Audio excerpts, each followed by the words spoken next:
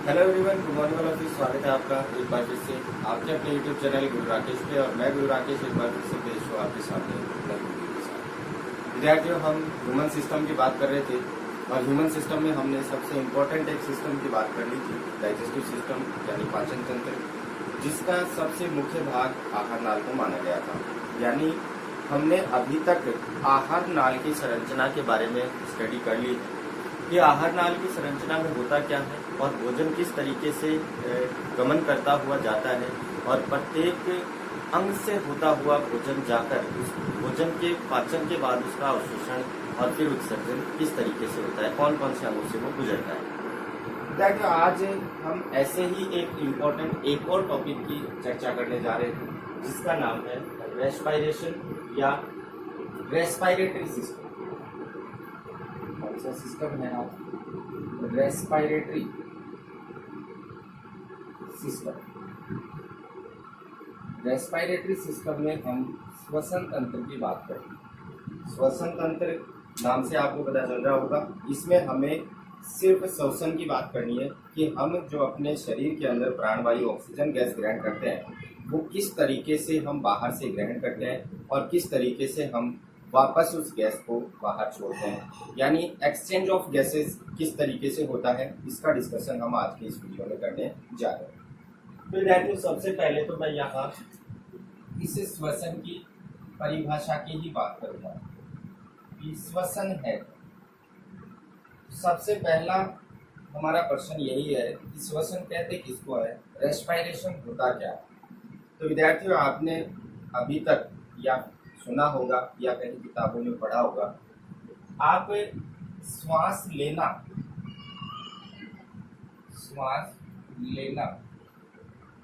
Plus श्वास छोड़ना, इसको हम क्या कह देते हैं, इसको हम श्वसन कह देते हैं।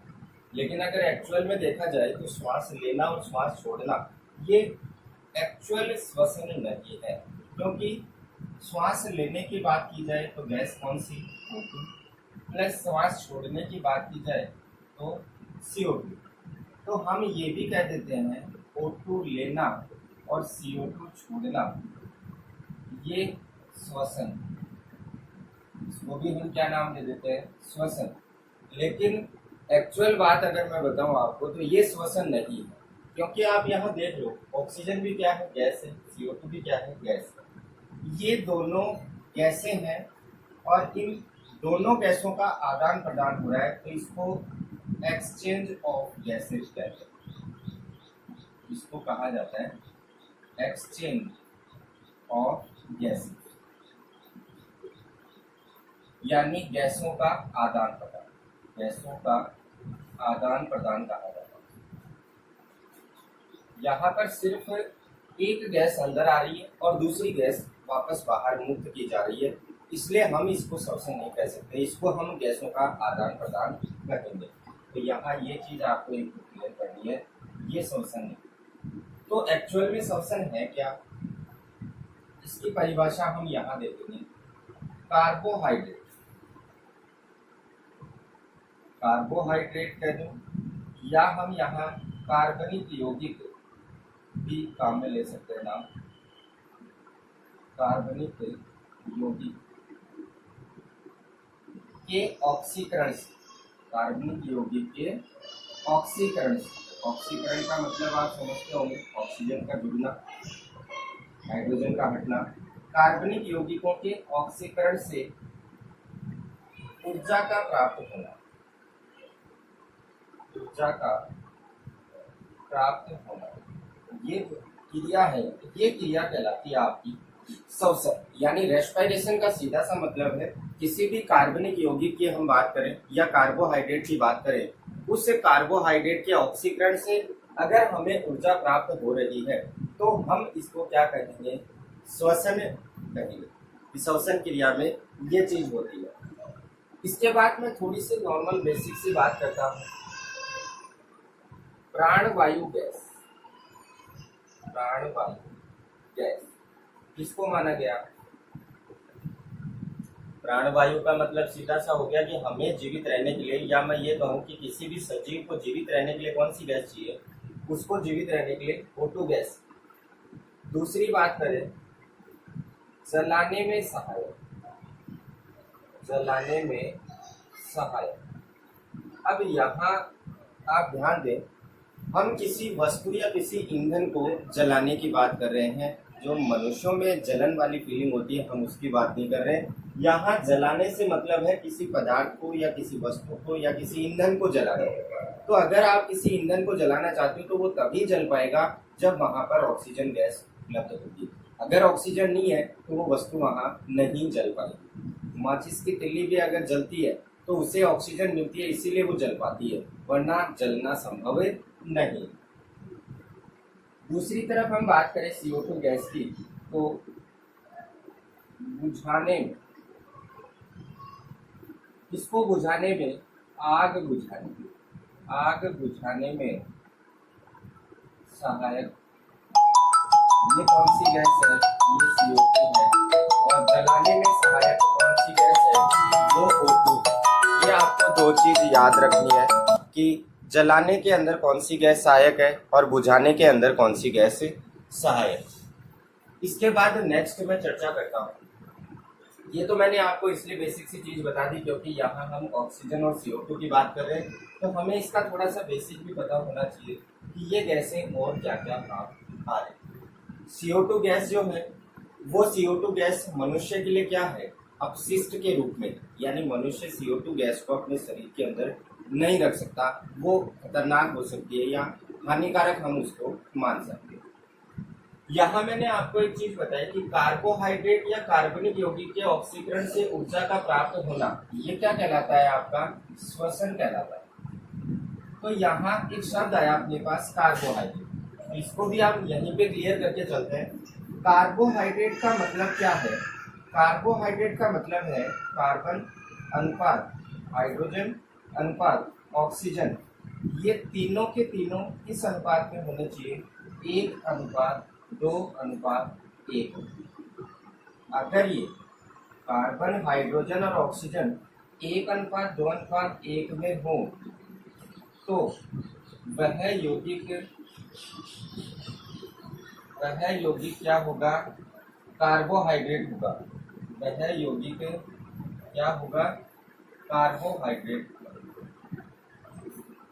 यौगिक को हम क्या कह देंगे? कार्बोहाइड्रेट कह देंगे। जैसे एक सिंपल से एग्जांपल की मैं यहाँ बात भी कर लेता हूँ। C6H12 O6 की हम बात करते हैं। तो सबसे पहले तो देखो कि कार्बन भी है, हाइड्रोजन भी है, ऑक्सीजन भी है। रेशियो देखें इनका, तो 6:1 6:2 और 6:1 यानी इनका रेशियो भी क्या आ रहा है? 1:2:1 आ रहा है। इसका मतलब सीधा सा है कि ये जो C6H12 और O6 है ये एक कार्बोहाइड्रेट है जिसको हम ग्लूकोज या शर्करा के नाम से जानते हैं। तो आपको ये चीज भी ध्यान रखनी है, अगर ऐसा कोई यौगिक हो और उसका अगर ऑक्सीकरण हो रहा है तो उससे प्राप्त ऊर्जा क्या कहलाएगी? श्वसन कहलाएगी। उससे प्राप्त ऊर्जा की जो क्रिया है, उससे ऊर्जा प्राप्त करने की क्रिया वो रेस्पिरेशन है, श्वसन। इसके बाद हम बेसिक सी बात करते हैं कि ये जो श्वसन है ये दो प्रकार का हो सकता है। श्वसन के प्रकारों की अगर मैं बात करूं, श्वसन प्रकार, तो ये दो प्रकार का हो सकता है। दो प्रकार कौन कौन से हैं? एक तो हो सकता है वायवीय और एक हो सकता है अवायवीय। यहाँ वायवीय और अवायवीय से मेरा मतलब है ये तो होता है एरोबिक, एरोबिक रेस्पिरेशन, और ये होता है एनएरोबिक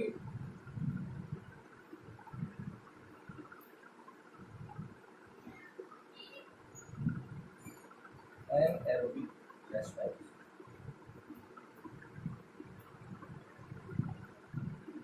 वायवीय और अवायवीय, दैट मैंने पहले ही बताया था कि विज्ञान के अंदर लगभग जो शब्द हैं उनको अगर आप थोड़ा सा डीपली देखेंगे तो उनके शब्द के अंदर ही उनका अर्थ छुपा हुआ होता है। जैसे यहाँ हमने बात की वायवीय श्वसन और अवायवीय श्वसन, तो यहाँ हम अगर ये पूछें कि वायवीय श्वसन है क्या, तो सीधा सा जवाब आता है वायवीय श्वसन का मतलब सीधा सा हो गया कि वायु की उपस्थिति वायु की प्रेजेंस में होने वाला श्वसन, वायु की उपस्थिति में होने वाला श्वसन क्या कहलाता है? वायवीय श्वसन कहलाता है। और यहाँ अगर दूसरी तरफ मैं बात करूं अवायवीय श्वसन की, तो ये वायु की अब्सेंस में होगा, या मैं कह सकता हूं कि ये वायु की अनुपस्थिति में होगा। यहाँ ये चीज भी क्लियर होगी, नाम से हमें पता चल रहा है कि वायवीय श्वसन और अवायवीय श्वसन क्या होता है। अब आपके दिमाग में ये चीज आ रही होगी कि सर बिना वायु की कोई कोशिका या कोई जीव श्वसन कैसे कर सकता है? तो विद्यार्थियों, आप एक चीज ये ध्यान रखें कि इस पृथ्वी पर ऐसे बहुत सारे जीव हैं जो वायु की अनुपस्थिति में भी अपने आप को जीवित रख सकते हैं। यहाँ इस पृथ्वी के ऊपर ऐसे जीव भी हैं जो कम टेम्परेचर पे भी और उच्चतम 70 डिग्री सेंटीग्रेड तापमान तक भी जीवित रह सकते हैं। तो आप अनुमान लगा लीजिए कि पृथ्वी के ऊपर आप वायु प्राप्त कर सकते हैं, लेकिन जमीन के अंदर रहने वाले जीव, उनको वायु कैसे मिलेगी? या फिर हम बात करें कि वायु में विचरण करने वाले जीव है, उनको तो वायुमंडल से O2 जो गैस है वो आसानी से मिल जाती है। तो दोनों ही टाइप के जीव आपको इस पृथ्वी पर देखने को मिल सकते हैं। वायवीय प्रकार का जो श्वसन है वो हम अपनी अगर बात करें तो हम वायवीय श्वसन ही करते हैं। और अवायवीय श्वसन की अगर मैं बात करूं तो किसी एक पदार्थ से हमें उसे एक्सचेंज करने के लिए, या हम सीधा सा ये कहें कि अवायवीय श्वसन का मतलब सीधा सा ये है कि कार्बोहाइड्रेट का पूर्ण रूप से ऑक्सीकरण नहीं होगा, और वायवीय श्वसन के अंदर हम कार्बोहाइड्रेट का पूर्ण रूप से ऑक्सीकरण आसानी से करवा सकते हैं। अगर इस कार्बोहाइड्रेट का या फिर इस कार्बनिक यौगिक का पूर्ण ऑक्सीकरण नहीं होता तो एक मध्यवर्ती एक ऐसा यौगिक बनता है जो शरीर के लिए क्या है? हानिकारक है, वो हमारे शरीर के लिए उपयोग में नहीं आने वाला। तो हमें उस अवायवीय श्वसन से प्राप्त जो मध्यवर्ती है उसको अपशिष्ट के तौर पर या उसे जहरीला माना जाता है और हमें उसे शरीर से बाहर निकालना होता है। ये तो बात हुई श्वसन के प्रकारों की कि वायवीय श्वसन क्या है, अवायवीय श्वसन क्या है। इसके बाद मैं थोड़ी सी यहाँ चर्चा कर लेता हूँ कि ये जो हम श्वसन की बात कर रहे हैं और हम श्वसन किसके अंदर पढ़ रहे हैं? हम अपने शरीर की बात कर रहे हैं, हम अपने शरीर के तंत्र की बात कर रहे हैं। तो यहाँ आप एक क्वेश्चन और क्लियर कर लीजिए कि आपसे अगर ये पूछा जाए, जैसे एक बेसिक सी बात है कि मैं आपको अगर ये कहूँ कि आप एक तरफ तो ये कह रहे हो कि कोई भी जीवित जीव है, प्राणी है, वो या हम है, वो जंतु है, वो श्वसन क्रिया में ऑक्सीजन गैस ले रहा है। तो यहाँ सर एक क्वेश्चन ये बनता है कि पादप भी सजीव है, हम पादपों को भी सजीव मानते हैं, पादप निर्जीव थोड़ी है। पादप भी सजीव है तो पादप श्वसन क्रिया में कौन सी गैस लेता है? ये सबसे इंपॉर्टेंट क्वेश्चन आपके सामने। अब यहाँ मैं आपको दावे से कह सकता हूँ कि आधे जो स्टूडेंट हैं उनके माइंड में सीधा सटीक उत्तर आ रहा होगा कि पादप श्वसन क्रिया में CO2 गैस लेते हैं, क्योंकि अभी तक आपने जो स्टडी किया, अभी तक आपने जो पढ़ा है उसके अनुसार आपने अपने माइंड को इस तरीके से सेट कर लिया कि श्वसन मनुष्य में हो या जंतुओं की अगर बात की जाए तो जंतु श्वसन क्रिया के अंदर ऑक्सीजन गैस लेते हैं, लेकिन पादपों की जब बात आती है तो दिमाग थोड़ा सा घूम जाता है। आपको ये वीडियो देखने के बाद इस क्वेश्चन का सस्पेंस आपके पास नहीं रहेगा, तो इसका जवाब मैं आपको दे रहा हूँ कि पादप की बात जहां भी आती है, चाहे पादप हो चाहे जंतु, ये चीज ध्यान से देखना, पादप और जंतु दोनों श्वसन में O2 लेते हैं। कौन सी गैस लेते हैं? O2 लेते हैं। ये आपके लिए एक स्टार पॉइंट आ गया, वेरी वेरी इंपॉर्टेंट क्वेश्चन आपके पास आ चुका है। अब इसका अगर सार निकाल के मैं आपके सामने रखूं तो मैं सीधी सी बात ये कह सकता हूं, एक सटीक बात, कि कोई भी सजीव हो, कोई भी सजीव जहां शब्द आ जाए, कौन सा शब्द आ जाए? सजीव शब्द जहां भी आ जाए वहां आपके दिमाग में श्वसन का नाम आते ही O2 गैस आ जानी चाहिए। ये इसका सटीक सार है। कोई भी सजीव हो वह श्वसन में O2 ही लेता है। क्या लेता है? O2 ही लेता है, ये आपको याद है। आप XYZ इस पृथ्वी के ऊपर जितने भी सजीव हैं, चाहे आप उनकी कहीं भी डिस्कशन कर लो, उसके श्वसन की आप क्रिया पढ़ लो, हमेशा सजीव श्वसन क्रिया में गैस कौन सी ही लेगा? वो सिर्फ ऑक्सीजन गैस ही लेगा। CO2 गैस विद्यार्थियों हानिकारक होती है, तो वो न तो किसी सजीव, चाहे वो पादप हो चाहे वो जंतु हो, उनके काम नहीं आती। हाँ, एक चीज ये क्लियर है कि ये जो CO2 गैस है ये पादपों के लिए बड़ी आवश्यक है। जंतुओं के लिए तो ये आवश्यक नहीं है, इतनी उपयोगी भी नहीं है, लेकिन पादपों के लिए बहुत बड़ी आवश्यक है। पादपों में क्रिया होती है प्रकाश संश्लेषण। प्रकाश संश्लेषण, इस प्रकाश संश्लेषण की क्रिया में, प्रकाश संश्लेषण क्रिया में पादप CO2 ग्रहण करते।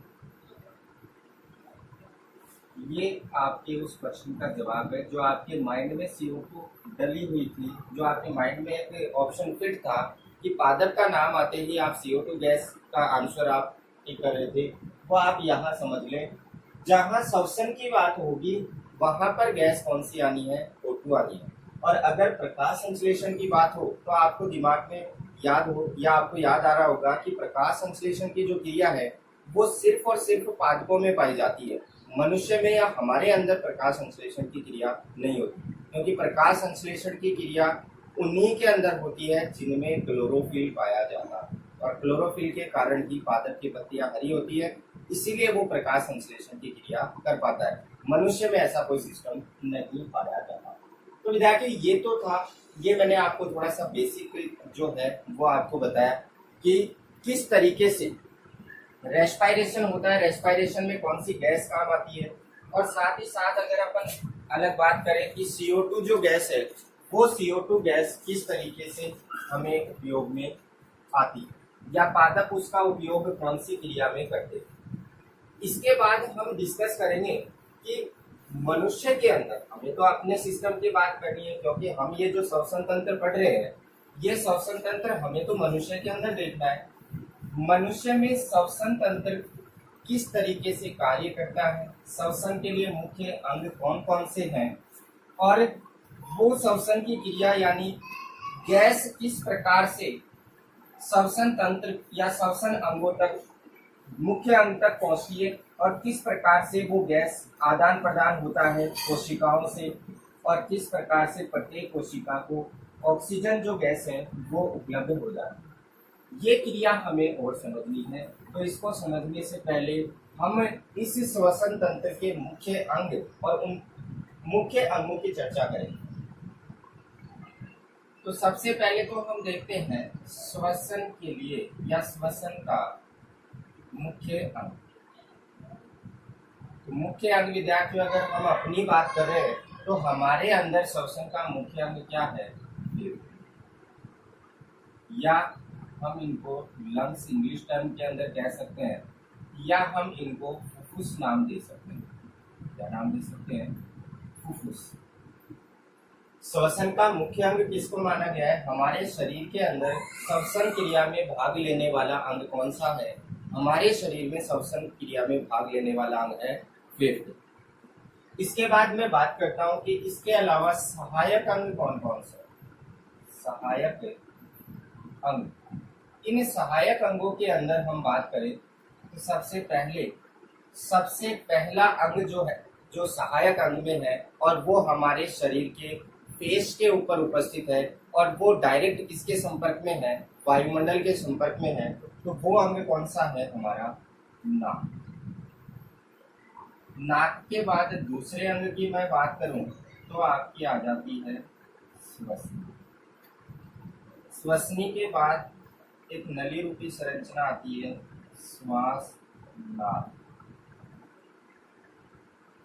फिर श्वास नाल के बाद फोर्थ नंबर की मैं बात करूं श्वसनी काय, और श्वसनिकाओं के बाद अगर मैं फिफ्थ नंबर की बात करूं आता है आपका कुपिका। और ये जो कुपिकाएं हैं ये सबसे इम्पोर्टेंट और सबसे मोस्ट जो रोल है वो क्रिएट करता है रेस्पिरेशन या रेस्पिरेटरी सिस्टम के अंदर। इन कुपिकाओं के अंदर ही जो गैस इस नाक से होकर अंदर प्रवेश करनी है वो गैस इन कुपिकाओं के अंदर जाकर ही एकत्रित होती है। और इन कुपिकाओं के बाहर की तरफ, इन कुपिकाओं के चारों तरफ रक्त नलिकाएं पाई जाती हैं और उन रक्त नलिकाओं के माध्यम से इन कुपिकाओं से ऑक्सीजन चली जाती है रक्त नलिका में और रक्त नलिका से चली जाती है कोशिका तक और कोशिका से CO2 आ जाती है रक्त नलिका में और रक्त नलिका से आ जाती है वापस कुपिका में। फिर वही प्रोसेस, कुपिका में जिस तरीके से ऑक्सीजन अंदर आई थी उसी तरीके से CO2 वापस बाहर निकल जाता है। अब विद्यार्थियों ये तो मैंने आपको सहायक अंग बता दिए और मुख्य अंग बता दिए। ये जो नाम मैंने आपके सामने रखे हैं ये मैं आपको डायग्राम के अकॉर्डिंग आपको बताऊंगा। डायग्राम में इन चीज़ों को रिप्रेजेंट करके मैं आपको बताऊंगा। ये इसका जो मनुष्य का मुख्य श्वसन अंग है फेफड़े, उसकी संरचना पढ़ने से पहले हमें ये देखना है कि एक्चुअल में ये फेफड़े होते कहाँ है। थोड़ी सी और चीजें हमें समझनी है। ये फेफड़े हैं कहाँ, इनकी सुरक्षा कौन करता है, कैसे होते हैं। तो सबसे पहले तो मैं ये बात करूं कि आपने सुना होगा कि फेफड़े जो है ये गुब्बारे जैसी संरचना, गुब्बारे जैसी संरचना। अब गुब्बारे जैसी संरचना है तो सीधी सी बात एक दिमाग में प्रश्न आ रहा है कि सर अगर कोई हमें, फेफड़े हमारे सामने सीने वाले भाग में होते हैं, तो अगर कोई हमें जोर से या हम कहें कि बलपूर्वक अगर कोई व्यक्ति हमारे शरीर पर या हमारे सामने सीने वाले भाग पर कोई चोट मार दे तो ये फेफड़े तो गुब्बारे जैसी संरचना है, ये तो क्या हो जाएगा, फूट जाएंगे। क्योंकि गुब्बारे को अगर आप थोड़ा बलपूर्वक दबाएंगे तो गुब्बारा फूट जाता है। तो अगर आपके फेफड़े फूट गए तो क्या होगा। तो विद्यार्थियों ये भी एक लॉजिक है कि अगर फेफड़े फूट गए तो हमारा तो श्वसन तंत्र बाधित हो गया।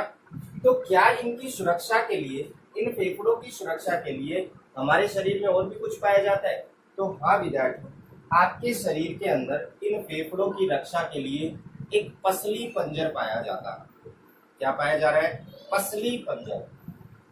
मैंने यहाँ नाम लिया कि फेफड़ों की रक्षा के लिए पाया जा रहा है पसली पंजर, रिब्स कैच। अब ये पसली पंजर क्या है। अब देखो विद्यार्थियों, हम थोड़े से मारवाड़ी टाइप के हैं, राजस्थानी लोग हैं, तो अक्सर जब मामूली सी लड़ाइयाँ होती हैं अपने आपस के अंदर तो हम कह देते हैं मैं तेरी हड्डी पसली एक कर दूंगा। तो हड्डी की मतलब, हड्डी की बात तो हमें समझ में आती है, ये पसलियाँ क्या है भाई। तो पसलियों की अगर मैं बात करूं तो इन पसलियों को आपको थोड़ा सा समझना है। अब इसे समझने के लिए आप क्या करें, सबसे पहले तो मैं इनकी संख्या आपको बता देता हूँ। ये जो पसली पंजर है, इस पसली पंजर के अंदर, ये पसली पंजर बना होता है पसलियों, इसका बना नाम से पता चल रहा है। पंजर का मतलब पिंजरा होता है, पसली का मतलब पसली है, पसलियों से निर्मित होता है। और ये पसलियां कितनी होती हैं, ये पसलियां होती हैं 12 जोड़ी, 12 जोड़ी पसली। ये आपको थोड़ा सा याद रखना है कि मनुष्य के अंदर कितनी जोड़ी पसलियां पाई जाती हैं, 12 जोड़ी पसलियां पाई जाती हैं। और इन फेफड़ों की सुरक्षा का काम कौन करता है, सुरक्षा का काम यही पसली पंजर करता है। यानी मैं कह सकता हूँ कि फेफड़ों की सुरक्षा ये 12 जोड़ी पसलियां करती हैं।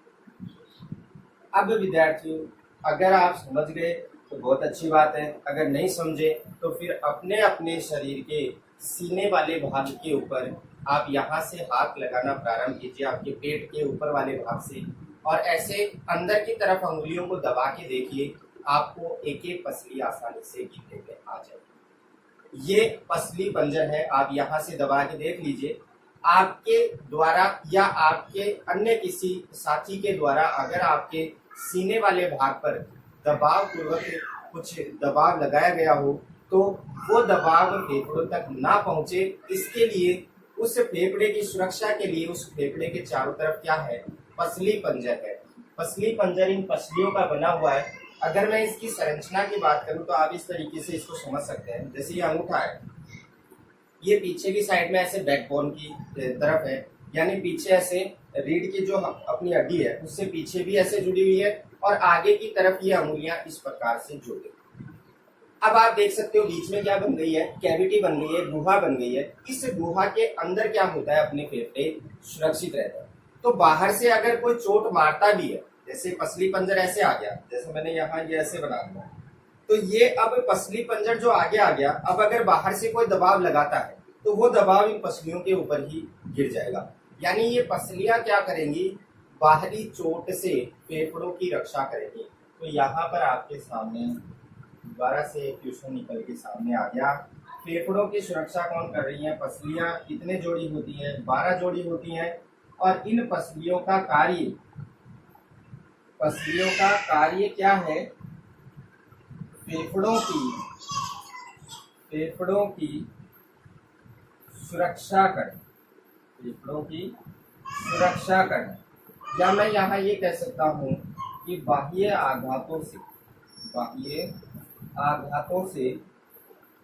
आघातों का मतलब यहाँ चोट ले सकते हैं अपन, या बाह्य आघातों या चोट से रक्षा करें। पहला काम तो इसका ये हो।